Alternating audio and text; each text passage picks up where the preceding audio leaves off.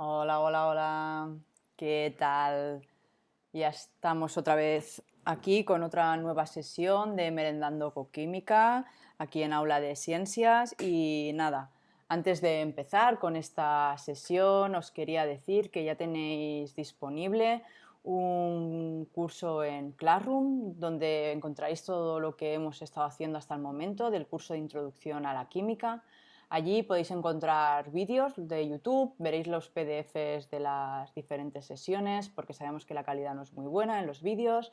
También iremos colgando información adicional, ejercicios y juegos. A día de hoy, si entráis al Classroom, que el código es este, el 3BOQSKK, que os voy a poner también el código por el chat para que, bueno, el código no, el link de la invitación para que podáis entrar. También si estáis viendo esto en YouTube lo tendréis abajo en la descripción del vídeo. Pues si entráis veréis que hay unos juegos, un tipo memory, para aprenderos los nombres de los elementos de la tabla periódica y está organizado por grupos para que bueno, vayáis mentalizándoos y que os vaya quedando el grupo 1. Pues hay estos elementos y es un memory en el que tendréis que ver dónde están los elementos y os pedirá dónde está el que se llama tal. Entonces así asociaréis lo que es el nombre con el símbolo, que es muy importante. Ya sabéis que soy un poco pesada, los que habéis estado hasta ahora viendo los vídeos de introducción a la química, en el tema de aprendernos la tabla periódica. Y hoy vamos a empezar sabiendo el por qué es tan importante que nos sepamos la tabla periódica. Hoy vamos a empezar con el curso de formulación inorgánica. Vamos a hacer una introducción breve a qué es la formulación inorgánica. Hablaremos de qué es la UPAC, supongo que os suena, los que ya sabéis qué es la formulación, y los que no os lo explicaré qué es la UPAC. ¿Qué más? Y también hablaremos ya de las sustancias simples. Esto es para que así nos vayamos familiarizando un poco con las nomenclaturas. ¿De acuerdo? Entonces, pues nada, vamos a empezar con esta sesión introductoria haciendo un poco de definiciones, ¿no? De qué es la química inorgánica. Pues la química inorgánica es uno de los 4 pilares de la química y es la que tiene el objetivo, el estudio e interpretación de todos los elementos químicos y sus compuestos. Actualmente tenemos unos 118 elementos en la tabla periódica y estos elementos forman una infinidad de compuestos. Pero esta combinación de elementos no se hace al azar, sino que iremos viendo durante este curso de formulación inorgánica que estas combinaciones vienen determinadas por las características que tienen los elementos. Estas características son las cosas que hemos estado viendo en el curso de introducción a la química, en las sesiones que hemos hecho hasta el momento. Por eso que es muy importante que si queréis aprender sobre formulación inorgánica, si no habéis hecho nada de formulación inorgánica, que veáis el curso de introducción a la química, como os he dicho, os he puesto el enlace al Classroom, donde podréis ver todos los vídeos y toda la información. Y también es muy importante para la formulación inorgánica, para la química inorgánica, la tabla periódica, porque en la tabla periódica están todos estos elementos. Entonces, la formulación inorgánica, ¿qué es la formulación inorgánica? Es la que se encarga de nombrar y formular los compuestos que no están basados en el carbono, ya que veremos que esta es la formulación orgánica, donde también haremos un curso, de aquí unas semanas empezaremos un curso sobre la formulación orgánica. Aunque os tengo que decir que iréis viendo durante el curso este de formulación inorgánica que hay ciertos compuestos o sustancias que sí que son inorgánicas, ¿vale? Que contienen el carbono. Entonces, con esta sesión y las próximas sesiones lo que haremos es aprender y adquirir el lenguaje de la formulación inorgánica y sabremos nombrar y formular los compuestos. Entonces, como ya os he dicho y sé que soy muy pesada, lo importante es la tabla periódica. Entonces, sin la tabla periódica nos va a ser imposible formular. Por eso que si no tenéis una, por favor, descargarla, buscar por internet.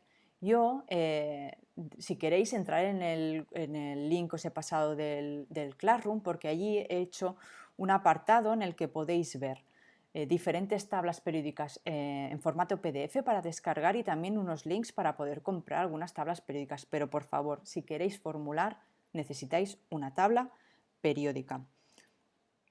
Entonces vamos a empezar con esta introducción a la tabla periódica, pero vamos a hacer algo muy cortito, ¿vale? Si queréis conocer más sobre la tabla periódica, como os digo, en este curso de introducción a la química que hemos hecho, hemos grabado 2 sesiones, tenéis 2 sesiones de la tabla periódica.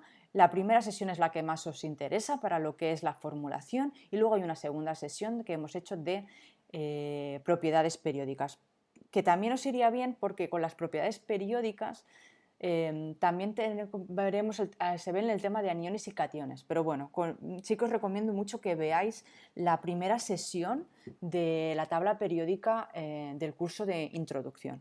Pero nada, aquí os voy a explicar ahora lo básico que necesitáis sobre la tabla periódica. Entonces, deciros que en la tabla periódica, aquí tenéis una tabla periódica, yo siempre muestro la de la Sociedad Catalana de Química porque es la que yo siempre he utilizado y me parece muy útil. Eso sí, los nombres están en catalán, pero buscar vosotros una tabla periódica que os sea útil para vosotros, pero para ver cómo está organizada es suficiente. Entonces, la tabla periódica se agrupa en compuestos, en filas y en columnas según características similares. Vemos las columnas, que a partir de ahora llamaremos grupos o familia, y vemos que hay 18 columnas que son 18 grupos o familias de la tabla periódica. Y después tenemos los periodos. Tenemos 7 filas horizontales que son los periodos. Entonces, la tabla periódica la podemos distinguir en 2 grandes grupos, que son los grupos principales y los metales de transición. Los grupos principales son los que veis en gris y los metales de transición en rojo. Entonces, los grupos principales tienen nombres en concretos. Como podéis ver aquí, el grupo 1 se llama alcalinos, el grupo 2 alcalinotérreos y así. ¿Qué más? Los metales de transición son los que están en rojo y sobre todo nos vamos a tener que aprender las valencias de los grupos que están en gris. Y ahora os explicaré en un momentito cómo sabernos las valencias y lo fácil que es aprendernos las valencias. Y por eso siempre os digo que es muy importante sabernos la tabla periódica, porque al sabernos nos sabremos las valencias y nos será muy útil para formular. Entonces, de los periodos no tienen nombre. Pero hay 2 periodos que sí que tienen nombres en concretos, que son estos 2 que veis aquí, que son los lantánidos y los actínidos. Veo que está en catalán, lo siento, lo cambiaré para cuando suba el PDF para que lo tengáis. Entonces, aunque los veáis aquí abajo de la tabla periódica, estos periodos, están en estas posiciones en amarillo que está aquí la tabla periódica. Os voy a mostrar aquí con el ratón, ¿vale? Los lantánidos y los actínidos es como si estuvieran aquí, entonces en realidad la tabla periódica sería mucho más larga. Pero como quedaría fea, lo que hacen es lo ponen aquí abajo para que sea más fácil. Bien, entonces como os he dicho, en un grupo tienen el mismo número de oxidación. Entonces vamos a ver, antes de continuar, vamos a ver un par de definiciones. Entonces, ¿qué es la valencia? Pues la valencia es la capacidad combinatoria de un elemento o el número de enlaces que puede formar un elemento, mientras que el número de oxidación es la carga del átomo del elemento si el compuesto fuera iónico. En general, estos 2 conceptos van a decir lo mismo, ¿vale? Pero en algunos casos el número de oxidación y la valencia no coinciden, como es cuando un elemento está en su forma elemental, es decir, que no va unido a ningún otro elemento. Entonces, yo voy a ir utilizando valencia y estado de oxidación un poco de forma indistinta. Entonces ya sé que va a ser un poco follón, pero al final estado de oxidación o valencia vienen a ser lo mismo, menos en el caso que os he dicho, ¿no? Cuando un elemento está en su forma elemental, que es justo lo que vamos a estudiar un poquito de aquí un par de minutos, que veremos en los elementos, los compuestos simples. Entonces os he dicho que en los estados de oxidación los podemos saber, el estado de oxidación de un elemento, si vemos su situación en la tabla. Entonces aquí os he marcado según el grupo qué estado de oxidación tiene.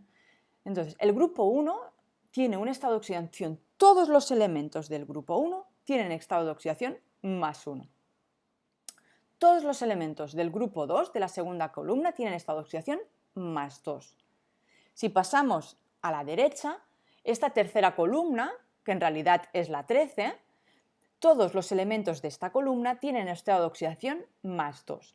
Entonces, si os vais fijando, alteran números de oxidación impares con pares. Entonces, la cuarta columna que tenemos marcado en gris le toca estados de oxidación pares. Pero no solo +2, sino que cada vez vamos a ir añadiendo más estados de oxidación. Entonces, en este caso son +2 y +4. En el siguiente, volvemos a los impares, +1, +3, +5. Siguiente grupo, +2, +4, +6. Y el último grupo, que está marcado en gris, que son los halógenos, tienen +1, +3, +5 y +7. ¿Veis que en los metales de transición no os he marcado ninguno porque es más complicado, ahora los veremos? Y el último grupo, que son los halógenos, no tienen estado de oxidación. Esto lo explico muy bien en el curso que os digo de Introducción a la Química, donde os explico que los halógenos tienen configuración, los gases nobles tienen configuración de capa de valencia llena, por lo que ya están en un estado energético de baja energía y ellos están muy cómodos, ¿no? El ejemplo que digo es que ellos están estirados en el sofá todo el día, están muy cómodos y los demás elementos ganarán o perderán electrones para poder llegar a tener esa configuración. Entonces, ¿qué pasa con los metales de transición? Pues los metales de transición... Uy, no se carga, darle un segundito mientras os voy diciendo. Los metales de transición no siguen un orden, como os he dicho, de los elementos principales. Entonces, nos tendremos que aprender las valencias, ahora ha ido pasando todo de golpe. Nos tendremos que aprender las valencias de algunos de estos elementos. Bueno, no sé por qué no se carga, chicos. Los estados de oxidación. Bueno, los metales. Bueno, os lo explico y ya os digo que en el PDF que adjunte, en el Classroom que haga, podréis verlos todos. La cuestión es que los metales de transición no siguen un orden, entonces al final nos tendremos que aprender algunos elementos. En la imagen se deberían ver los que más nos tendríamos que aprender. Después, esto de aprendérnoslo, ¿qué tenemos que hacer? ¿Que poner codos? No, yo no soy partidaria para nada de poner codos. Yo lo que os digo es hacer ejercicios, practicar formulación, hacer un ejercicio, otro, y al ir haciéndolo con una tabla periódica donde podré consultar las valencias, se me irán quedando. Entonces, en estos metales de transición, pues veríais que el hierro es +2 y +3, y os lo vais aprendiendo, que la plata es +1, ¿de acuerdo? Los metales de transición nos los tendremos que ir aprendiendo un poco de memoria. Pero, por favor, el de los grupos principales sí que, aunque sea muy pesado, nos tendríamos que aprender los elementos de arriba, todos de cada grupo, qué elementos hay, y así sabríamos qué estado de oxidación tienen. Otra característica es que los elementos de la derecha, estos que están en gris, que son los no metales, tienen estados de oxidación negativos. Entonces, estos estados de oxidación van, igual que os he dicho antes, de menor a mayor, empezando por la derecha, pero en negativo. Entonces, los de la más a la derecha -1, los siguientes -2, -3 y -4. Y como os digo, par impar. Falta el boro. El boro es -3, pero es el único del grupo 13 que tiene carga negativa, porque es el único no metal. Entonces, con esto hemos dado una breve introducción a la tabla periódica, donde lo importante es que sepáis cómo saber el estado de oxidación de un elemento situado en la tabla periódica. Así, si yo me sé la tabla periódica, puedo saber su estado de oxidación. Y los estados de oxidación es algo que tenemos que sabernos o que tenemos que consultar para poder hacer formulación. Si no, será imposible formular. Y ahora vamos a ver qué es la IUPAC. Los que habréis formulado alguna vez ya conoceréis qué es la IUPAC y para los que no, os digo que la IUPAC es una organización internacional que lo que ha hecho ha sido estandarizar la nomenclatura y los símbolos en química. ¿Por qué? Pues para que tanto yo, que estoy en Barcelona, como alguien que está en Berlín, a la plata le llame AG. Entonces, cuando tú veas AG, sabes que estamos diciendo plata. Es decir, la IUPAC lo que ha hecho es un idioma universal para que todos conozcamos los elementos de la misma forma.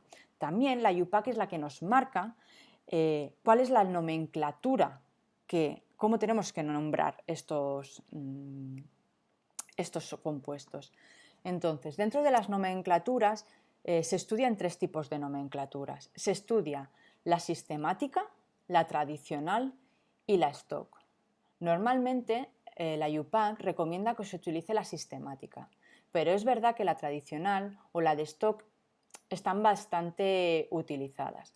¿Por qué nos recomiendan la sistemática? Porque con la sistemática hay poca posibilidad de error, ya que lo que hace es utilizar prefijos.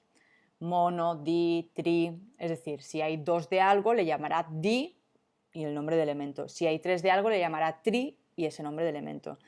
Entonces, aquí es verdad que sabernos los estados de oxidación no es tan necesario, ¿vale?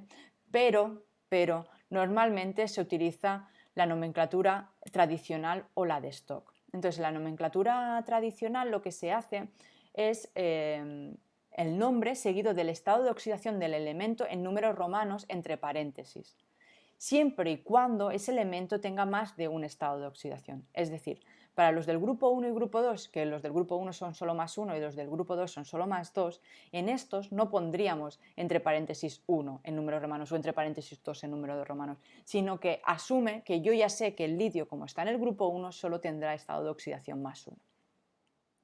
Y después tenemos la nomenclatura de stock, que yo es la que más utilizo y es la que creo que también es un poco más complicada, ¿vale? Y en esta utiliza unos sufijos y prefijos según el número de estado de oxidación y según sea la valencia más grande, más pequeña o las del medio.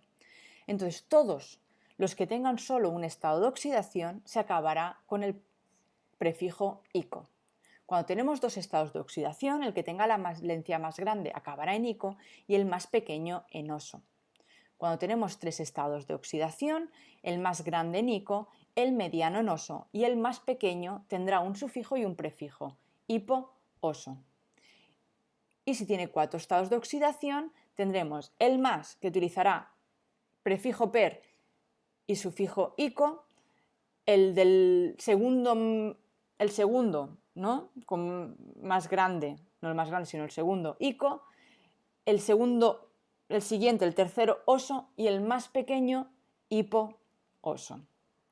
Es un poco lío, ya lo sé, si no habéis escuchado nunca esto, pero yendo practicando os será muy fácil.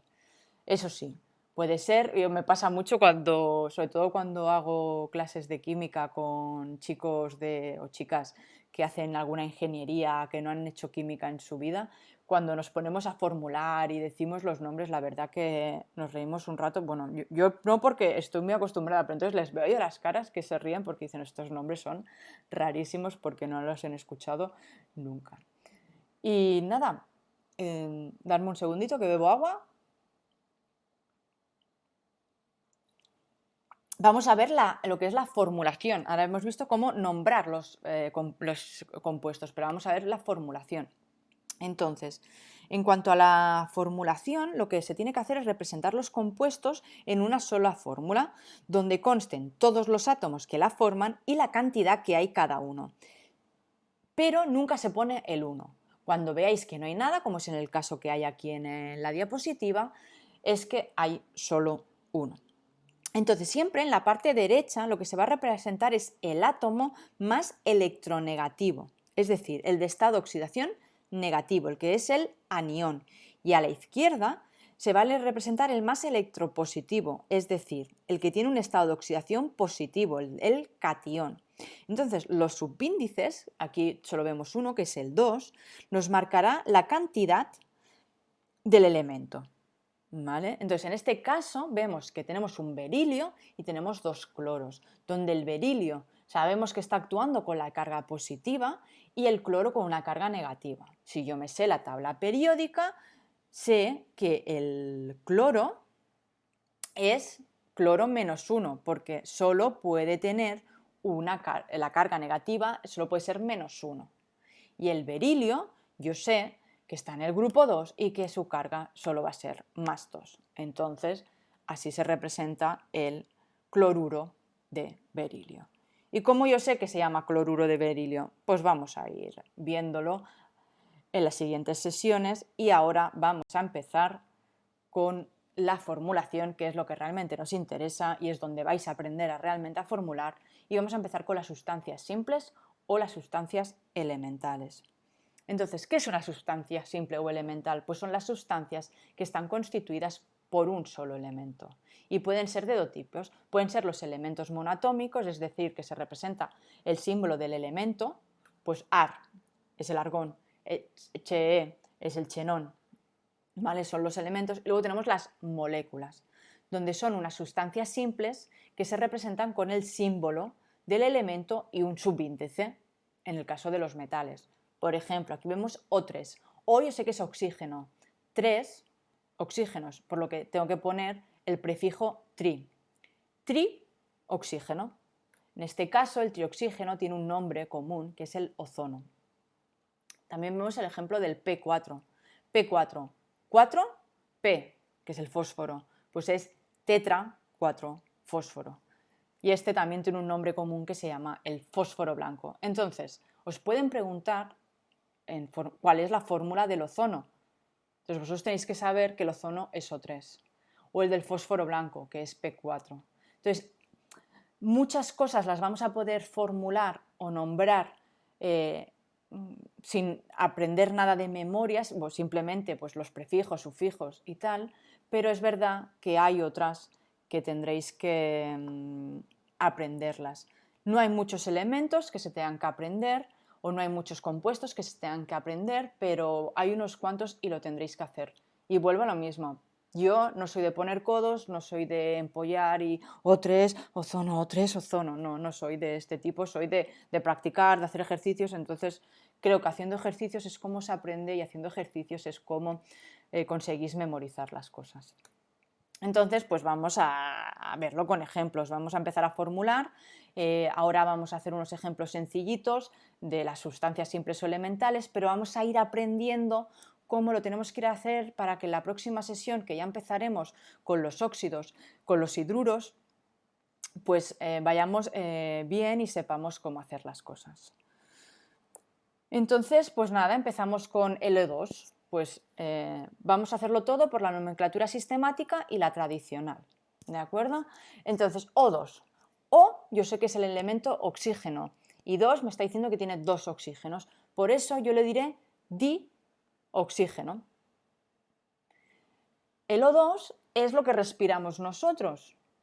Y nosotros, cuando yo digo que respiro, yo no digo que respiro dioxígeno, yo digo que respiro oxígeno. Por eso os tenéis que saber que cuando os digan formúlame el oxígeno, no es O solo, porque entonces os pedirán el elemento oxígeno, sino que es el O2. P4, el P4 lo acabamos de hacer, tiene 4 P que son fósforo, por lo que le llamaré tetrafósforo. Y en nomenclatura tradicional sería el fósforo blanco, no lo que pone aquí, que lo cambiaremos también. El siguiente, Na, sodio. Y como en la tradicional sodio. ¿Por qué no le digo monosodio? Porque del sodio solo puede haber uno, que es este. Entonces, cuando solo puede haber este, el mono lo quitaré. No hará falta decirlo a la hora de nombrarlo. En cambio, como en este caso vemos, o como hemos visto en el caso del oxígeno, del fósforo, si eso es un 2, 3, 4, sí que lo vamos a tener que decir. Entonces, N2, ¿qué es N2? Dinitrógeno. 2 nitrógenos, que en la nomenclatura tradicional lo conoceremos como nitrógeno. ¿Y por qué el nitrógeno no es N solo cuando nombramos? Pues porque será el elemento nitrógeno cuando yo quiera decirte N. Entonces ahora vamos a formular. Nos dicen el dihidrógeno, por lo que nos están diciendo que tienen 2 hidrógenos, pues H2. El hierro, yo el hierro tengo que saber que es Fe. Y como el hierro solo puede ser Fe, no me dice monohierro, es Fe. Oxígeno elemental, es lo que os decía antes. No me va a decir, si me estuviera diciendo oxígeno, sería O2, pero como es el oxígeno elemental, es el elemento que es O solo. Perdonad.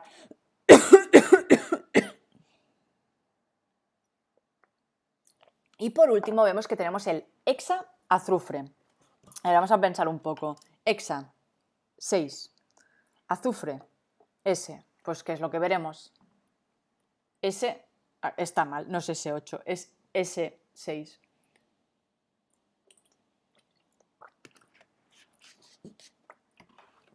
Perdonad, que estoy con la tos y necesito beber bastante agua porque se me reseca mucho la garganta. Esto lo modificaremos también y lo modificaremos también cuando lo subamos al vídeo de YouTube. Vale, pues ya hemos visto cómo nombrar y formular las sustancias simples, que serían los elementos o la conjunción del compuesto con el elemento consigo mismo. Pero también dentro de las sustancias simples o elementales podemos englobar los que son los iones. Entonces, ¿qué es un ion? Pues un ion es un átomo o una molécula, que esto lo veremos mucho más adelante, que está cargada electrónicamente, es decir, que no es neutra. ¿Y esto por qué es? Porque ha habido una ganancia o pérdida de electrones. Entonces, puede ser un catión que está cargado positivamente y eso es porque ha perdido electrones, o un anión que está cargado negativamente porque ha ganado electrones. Entonces, para explicaroslo esto, creo que es muy sencillo si lo vemos como el átomo como un muffin, que así es como creía Thomson que era un átomo, donde tenía un cuerpo, que sería la magdalena, de carga positiva, y donde tiene estos trocitos de chocolate, ¿vale?, que representaría la carga negativa, es decir, los electrones.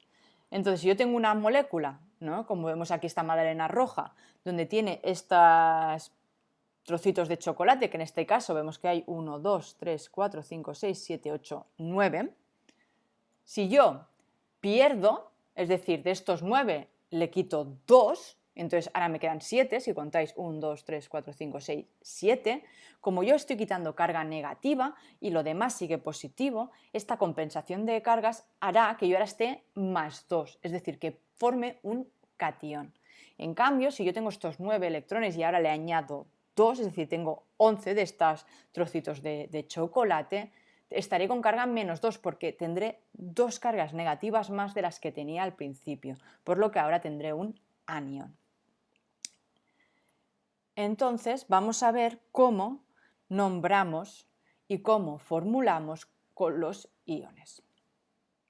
Entonces, K más. K es el potasio. Entonces, a la hora de nombrarlo siempre diré que es o el ion o el catión potasio. ¿Por qué puede decir que es el ion potasio? Porque el potasio, que está en el grupo 1, sé que los del grupo 1 solo pueden tener carga positiva y solo tendrá carga más 1. En la tradicional lo diremos como ion potásico, con la terminación ico, porque el potasio sé que solo tiene una carga, entonces los elementos que solo tienen una carga acaban tienen la terminación ico, ion potásico. El Fe más 2 es el hierro 2. Os he dicho hace un momento, mira qué bien, que el hierro, cuando estábamos hablando de los metales de transición, podía tener 2 cargas, la más 2 y la más 3. Entonces, en este caso, en la nomenclatura sistemática, yo tendré que matizar qué carga estoy utilizando, qué carga tengo, si es la más 2 o la más 3. Por eso le llamamos ion o catión hierro, entre paréntesis 2 en número de romanos. Como tienen 2, sabemos que para la más grande utilizamos la terminación ico y para la más pequeña la terminación oso. Como es más 2 y más 3, es la más pequeña. Este es, en tradicional, el ion ferroso. C-4, tenemos un anión y los aniones siempre los acabaremos en uro. Para saber que yo estoy hablando de un anión, le diré que es el elemento acabado en uro. En este caso, los aniones siempre solo tienen un elemento solo puede tener una carga negativa, por lo que el C, el que es el carbono -4, es el ion carburo. que es lo mismo que en la nomenclatura tradicional se llamará también ion carburo. Y lo mismo nos pasa con el flúor. El flúor solo puede tener la carga negativa -1, por lo que es el ion fluoruro. Bien, vamos a ver cómo hacemos la formulación de los cationes y de los aniones. Entonces nos piden el catión sodio. Claro, si yo no tengo tabla periódica, yo me tengo que saber cuál es la carga del sodio, porque no me la va a decir, porque el sodio solo tiene una. Y tengo que saber que es la +1, porque está en el grupo 1, por lo que el sodio es Na+. Como podéis ver, por si no lo sabíais, y es verdad que no lo he explicado, las cargas siempre se representan arriba a la derecha en unos numeritos más pequeñitos, y más menos 2 o el número que sea. Cuando es 1 es verdad que no hace falta ponerlo. Y también os digo que, por ejemplo, si nos fijamos en el hierro, he puesto +2, pero también en ocasiones podréis ver que se dice como 2+. Es lo mismo, no os preocupéis, simplemente que se ordena de otra forma.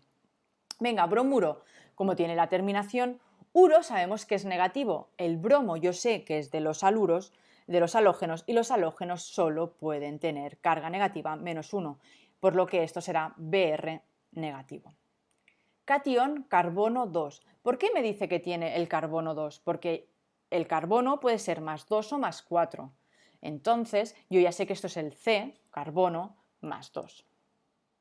¿Y el óxido? ¿Qué es el óxido? Óxido es oxígeno. ¿Pero óxido? No me dice ni catión ni ión. ¿Por qué? Porque el óxido es la forma que se le llama al oxígeno 2 negativo, es decir, a lo que sería el oxiduro. Pero el oxiduro no se dice así, sino que se llama óxido. ¿Y por qué? Porque el óxido es muy importante, el O2 negativo, a la hora de formar diferentes tipos de compuestos, que serán los óxidos, que podremos montar óxidos metálicos o óxidos no metálicos. Entonces, como es algo muy utilizado, se le da un nombre común y es óxido.